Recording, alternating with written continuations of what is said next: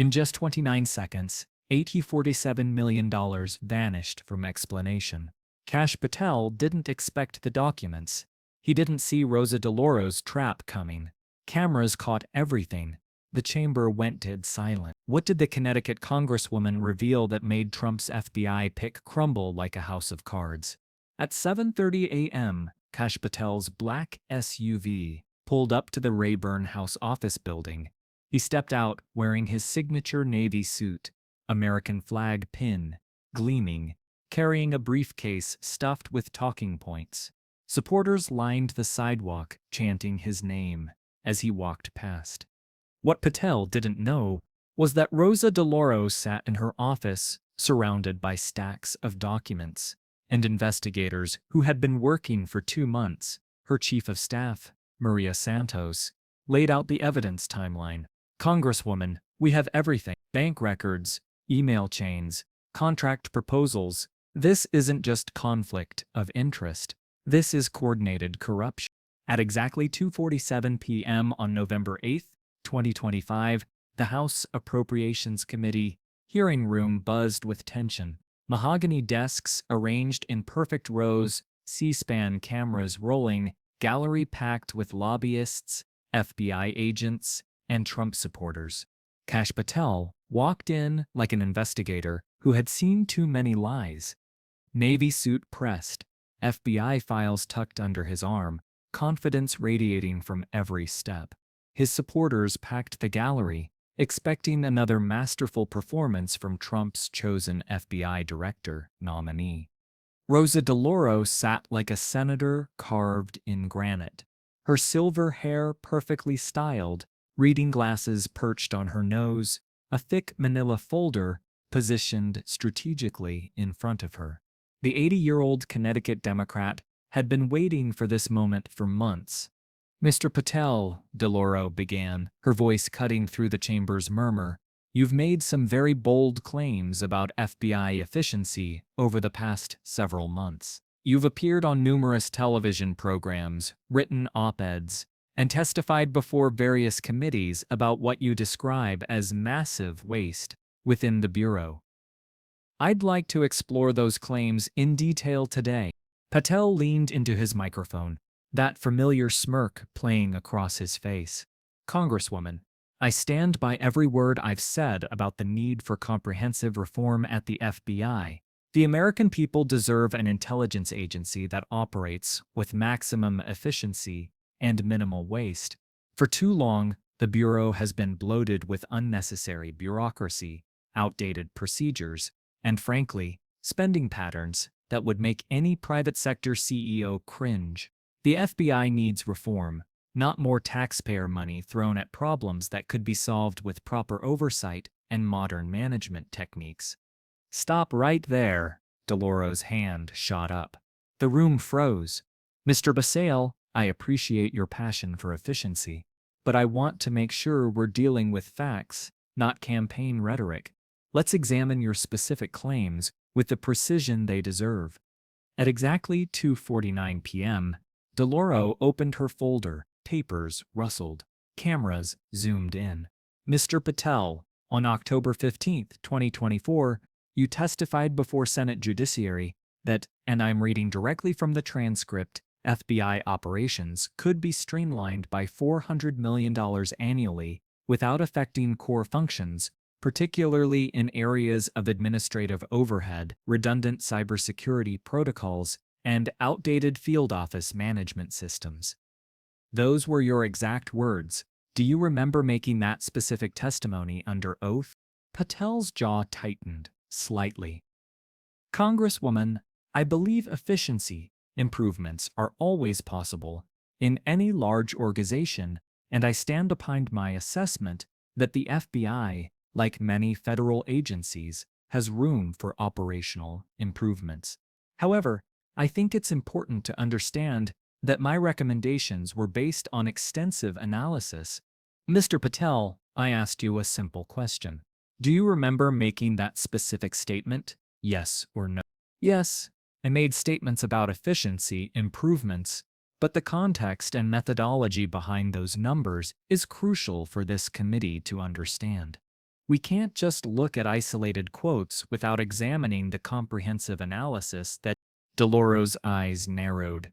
I appreciate your desire to provide context, Mr. Patel, but let's establish the facts first. On December 3, 2024, you appeared on Fox News Sunday and told Chris Wallace, quote, "The FBI's budget contains at least $500 million in wasteful spending that could be eliminated immediately without compromising national security operations." You also said, and I quote again, "Any competent management consultant could identify these inefficiencies within 90 days.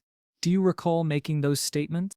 Patel shifted uncomfortably in his chair. His hands gripped the table edge, knuckles turning white. Congresswoman, if you'd allow me to explain the methodology behind those assessments and the detailed analysis that my team conducted, I think this committee would find that our recommendations are both sound and implementable. The American people deserve transparency about how their tax dollars are being spent, and sometimes that requires asking tough questions. Mr. Patel, I'm not asking about methodology right now. I'm asking about your public statements. Did you or did you not tell the American people that the FBI wastes $500 million annually? Mr. Patel, DeLauro's voice dropped to a whisper that somehow carried to every corner of the room. Are you aware that your own consulting firm, Patel Strategic Solutions, received $2.3 million? The chamber erupted. Gasps rippled through the gallery. Even the cameras seemed to pause. Republican committee members shifted uncomfortably in their seats. Democratic staffers leaned forward, sensing blood in the water. Patel's face drained of color, sweat beaded on his forehead, despite the air conditioning. That's a matter of public record, but it has no bearing. No bearing? DeLauro pulled out a second document. This one, bound in red tape, with classified stamps across the cover.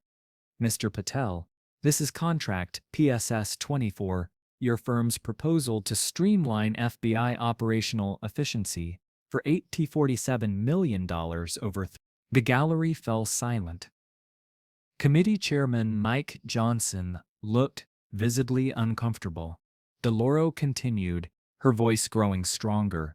Mr. Patel, according to this proposal, your company claimed it could reduce FBI operational costs by exactly the same amounts you've been citing in television interviews. On September 12th, 4 days after submitting this contract proposal, you appeared on Tucker Carlson Tonight, claiming the FBI wastes nearly $1 billion annually. That same week, your business partner deposited $340,000 into a Delaware LLC that lists you as the primary beneficiary. What was that payment for?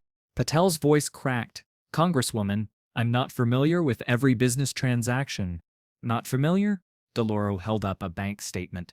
Mr. Patel, this deposit occurred the same day you submitted your written testimony to this committee.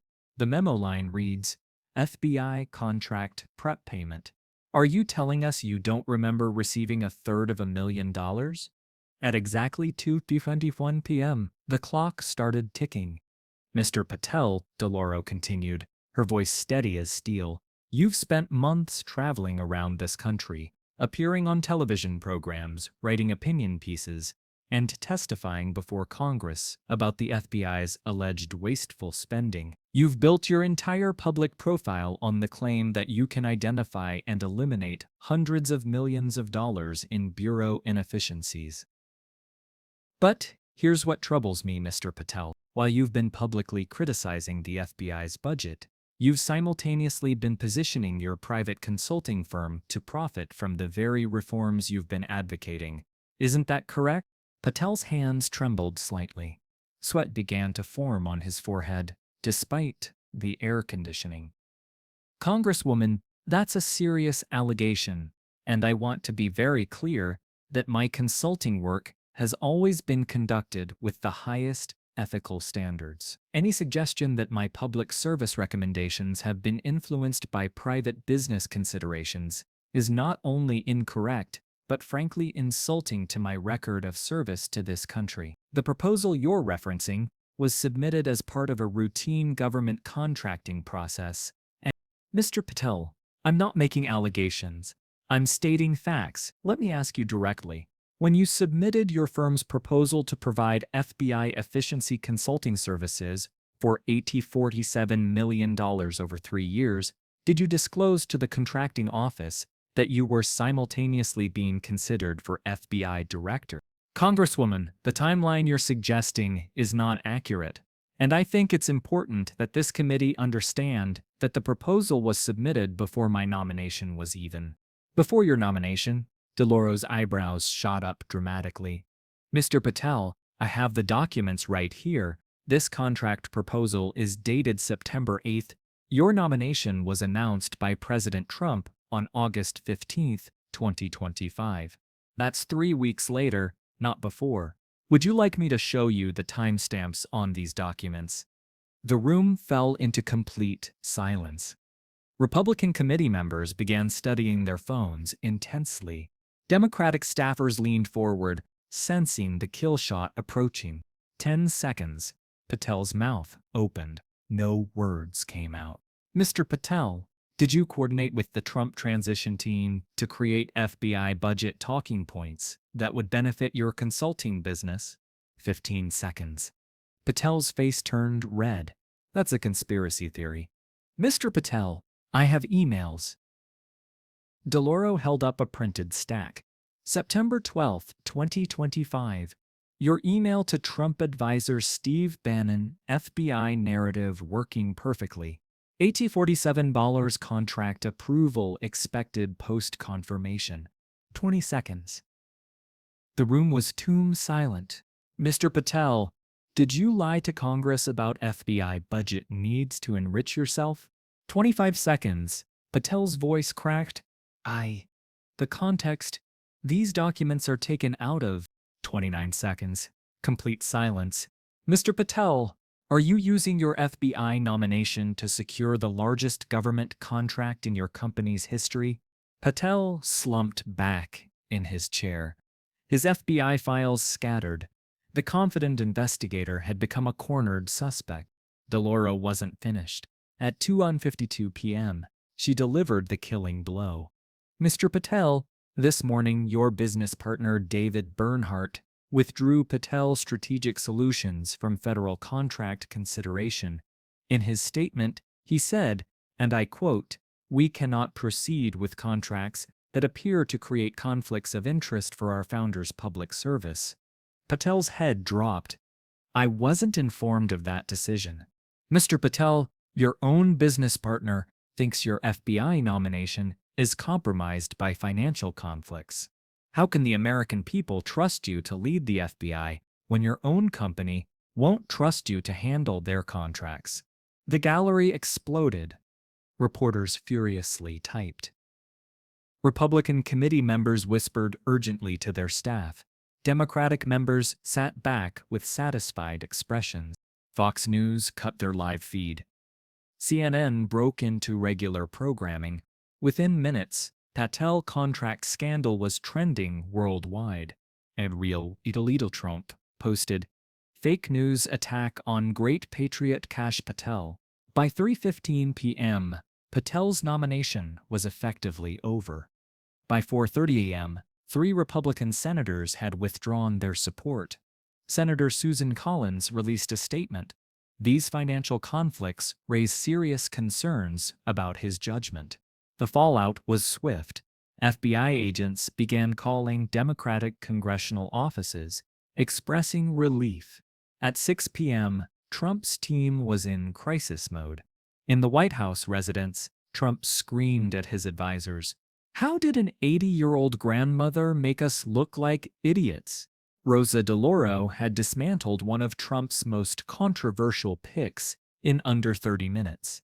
Her methodical preparation and surgical questioning had exposed financial conflicts that even Patel's supporters couldn't defend.